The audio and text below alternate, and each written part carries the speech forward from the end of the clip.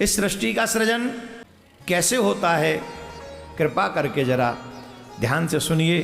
भगवान ने इसे बहुत सुंदर तरीके से हम सब के लिए, सृष्टि के प्रारंभ में पहले न दिन था न रात था, आकाश न पृथ्वी न सूर्य न चंद्रमा, चारों ओर केवल अंधकार अव्यक्त प्रकृति ही थी।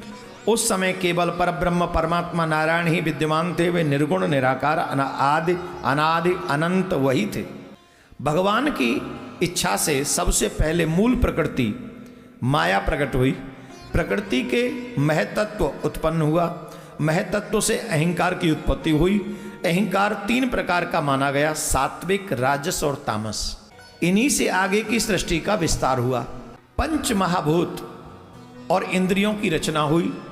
तामस अहंकार से 5 तन मात्राएं उत्पन्न हुई और वो हैं शब्द, स्पर्श, रूप, रस और गंध।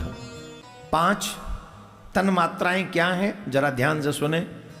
शब्द, स्पर्श, रूप, रस और गंध, ये उसके बाद उत्पन्न हुई। इन्हीं से 5 पंच महाभूत बने, आकाश, वायु, अग्नि, जल और पृथ्वी, जिनके द्वारा हमारा जीवन, इन्हीं 5 महाभूतों पे हमारा ये जीवन टिका हुआ है। चित जल पावक गगन सवीरा पंच रचित यह अधम शरीरा। इसके बिना ये शरीर संभव नहीं है। सात्विक अहंकार से देवता और इंद्रियां उत्पन्न हुई। राजस अहंकार से कर्मेंद्रियां और प्राणियों को उत्पत्ति प्राप्त हुई।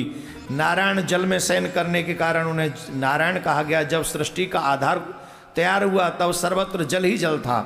भगवान उस जल में शयन करने लगे, इसलिए उन्हें नारायण कहा जाता है। नार से, उनका नार जल में है इसलिए वो नारायण कहे गए। उसी समय उनकी नाभि से एक दिव्य कमल उत्पन्न हुआ। उस दिव्य कमल में ब्रह्मा जी विराजमान थे। उनके संकल्प मात्र से, क्योंकि सृष्टि का सृजन करना था। उस कमल में ब्रह्मा जी बैठे थे, चारों तरफ देखने लगे तो चतुर्मुखी हो गए। उन्हें चतुर्मुखी ब्रह्मा कहा गया। वो चारों तरफ देख रहे थे, जल ही जल है, कुछ समझ में नहीं आ रहा था। मैं कौन हूँ, किसने मेरा निर्माण किया है, मैं इस पृथ्वी पर, मैं इस जल में क्या कर रहा हूँ। तो सोचा मैं कमल के ऊपर बैठा हूँ तो कमल की डंडी में मैं चला जाऊँ, नीचे शायद कोई मिल जाए।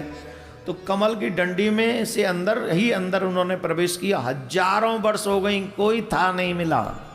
कितने वर्ष हो गई, और यहाँ 25 साल का, 20 साल का, 15 साल का बच्चा कहता है I don't believe in God. ले वहाँ ब्रह्मा हजारन साल घूमया हुआ कमल की डंडी में, बायना पतो चली। पढ़ो, अपने ग्रंथों को समझो। शराब पीकर किताब लिखने वालों पर तुम्हें विश्वास हो जाता है। सर्वस्व त्याग कर भागवत ग्रंथ लिखने वाले वेद व्यासी पर जिस दिन विश्वास हो जाएगा, जीवन संवर जाएगा, कल्याण हो जाएगा। ऊपर आगे हजारों साल चल के बोले यहाँ तो कुछ समझ में नहीं आ रहा। तब बैठ के शांत हो गए। वायु के चलने से कमल का पत्ता हिला, पत्ता जल में लगा, एक शब्द हुआ तप। तो ब्रह्मा जी तप करने बैठ गए और ब्रह्मा जी ने हजारों वर्ष तप किया।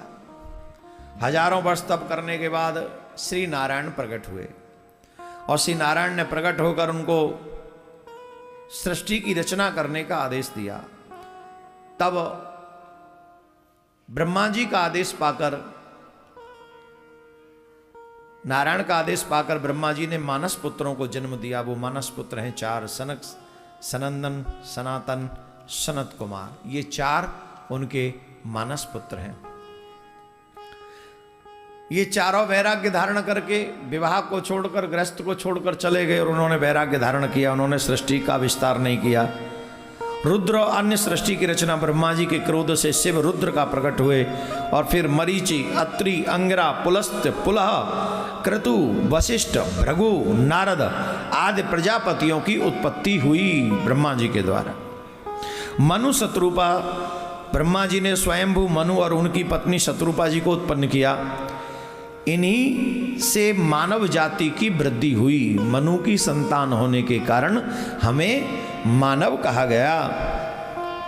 महाराज मनु और उनकी शत्रुपा के 2 पुत्र हुए, प्रियव्रत और उत्तानपाद। इनसे पृथ्वी का वंश विस्तार हुआ और लोक की रचना हुई। ब्रह्मा जी ने 14 लोकों की रचना की। कितने?